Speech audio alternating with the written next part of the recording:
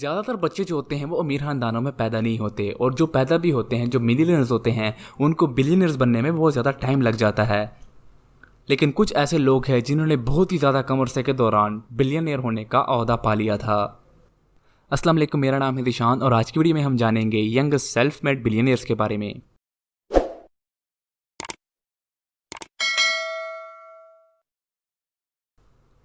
Kylie Jenner.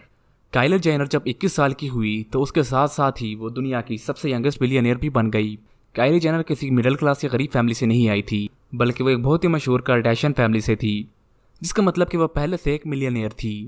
लेकिन जब उन्होंने अपनी कॉस्मेटिक्स कंपनी खोली जिसका नाम काइली कॉस्मेटिक्स था, तो उनकी दौलत बहुत ही तेज़ी से बढ़ गई। क्योंकि वह पहले से ही काफ़ी मशहूर थी, इसी वजह से उनके ब्रांड को इससे काफ़ी ज़्यादा फ़ायदा हुआ। उनके कॉस्मेटिक्स का सामान अमेरिका के 1100 स्टोर्स में मौजूद था। कुछ महीनों के दौरान ही उनकी कंपनी की वैल्यू $90 मिलियन थी और काइली इस कंपनी की अकेली मालिक थी, और इसकी वजह से वो सिर्फ 21 साल की उम्र में ही दुनिया की सबसे यंगेस्ट बिलियनियर बन गई। Mark Zuckerberg. मार्क ज़करबर्ग को कौन नहीं जानता। उन्होंने दुनिया में सबसे ज़्यादा इस्तेमाल होने वाली सोशल मीडिया ऐप फेसबुक बनाई। मार्क ज़करबर्ग ने सोशल मीडिया का आइडिया नहीं बनाया था, लेकिन उन्होंने उसको इतना आसान कर दिया था कि इसको हर कोई एक्सेस कर सकता है। वो सिर्फ 23 साल के थे जब उन्होंने अपनी यूनिवर्सिटी के डॉर्मेट्री के अंदर फेसबुक बनाई। उन्होंने सबसे पहले फेसबुक को सिर्फ अपनी यूनिवर्सिटी में फ़ोटो शेयरिंग के लिए बनाया था, और जब उनकी यूनिवर्सिटी में लोगों को ये पसंद आया तब उन्होंने इसको दूसरी यूनिवर्सिटी में भी लॉन्च कर दिया, और इसके बाद मार्क ज़करबर्ग ने इसको पूरी दुनिया में लॉन्च करने का फैसला किया। और फेसबुक के मशहूर होने की वजह से 2008 में मार्क ज़करबर्ग दुनिया के सबसे यंगेस्ट बिलियनियर बन गए, और इनका रिकॉर्ड बाद में काइली जेनर ने तोड़ दिया था। लेकिन चूंकि मार्क ज़करबर्ग की इस वक्त नेटवर्थ $68 बिलियन है, तो शायद उनको इस बात का कोई दुख नहीं होगा। Avon Spiegel. मार्क ज़करबर्ग की तरह इवन स्पीगल अपने ऐप स्नैपचैट से बहुत ही तेज़ी से अमीर हो गए। इवन के पेरेंट्स बहुत बड़े वकील थे और इसलिए पहले से वो काफ़ी अमीर थे। इवन ने काफ़ी महंगी यूनिवर्सिटी से पढ़ाई की और वहाँ वो अपने पार्टनर्स बॉबी मर्फी और रेजी ब्राउन से मिले, और मिलकर उन्होंने एक ऐप पिकअप बनाई। इस ऐप के अंदर आप अपने दोस्तों के साथ जो फोटो शेयर करते थे, थोड़ी देर बाद वो गायब हो जाती। 2012 में इवन ने यूनिवर्सिटी छोड़ दी ताकि वो अपनी ऐप पिकअप, जो कि ऐप स्नैपचैट है, उन पर काम कर सके, और उनका शायद ये करना एक अच्छा कदम था, क्योंकि उसके बाद ही उनकी कंपनी काफ़ी पॉपुलर हो गई। ये इतनी पॉपुलर हो गई कि फेसबुक के ओनर मार्क ज़करबर्ग ने स्नैपचैट को $3 बिलियन में खरीदने की ऑफर की, लेकिन इवन ने इसको बेचने से इनकार कर दिया। इवन ने बताया कि स्नैपचैट उनकी ऐप है और वो स्नैपचैट को रखकर अमीर होंगे, ना कि इसको बेचकर। 2015 में 25 साल की उम्र में वो बिलियनियर्स की लिस्ट में शामिल हो गए। अपनी पीक के दौरान उनकी नेटवर्थ $4 बिलियन थी। 2018 में स्नैपचैट ने $8 मिलियन खोए जब एक मशहूर सिंगर रियाना ने अपने फैंस को स्नैपचैट डिलीट करने का कहा, क्योंकि स्नैपचैट पर उनके खिलाफ एक ऑफेंसिव एड लगाया गया था। थोड़े अरसे बाद ही काइली जेनर ने अपनी एक ट्वीट में कहा कि क्या कोई और भी है जो अब स्नैपचैट इस्तेमाल नहीं करता। इस छोटे से स्टेटमेंट की वजह से स्नैपचैट को $1.3 बिलियन का नुकसान हुआ, लेकिन इसके बावजूद भी इवन $3 बिलियन के मालिक हैं। दुनिया में कैश और चेक का ट्रेंड बहुत तेजी से कम हो रहा है और अब ऑनलाइन पेमेंट्स का जमाना है। जॉन कॉलिसन और उनके भाई पैट्रिक कॉलिसन दोनों यंग एंटरप्रेन्योर्स हैं। उन्होंने 2007 के अंदर एक सॉफ्टवेयर कंपनी बनाई जिसका नाम शुभा था। एक साल के अंदर ही उनकी कंपनी काफ़ी बड़ी हो गई, जिसको बेचकर उन्होंने हार्वर्ड से पढ़ाई की।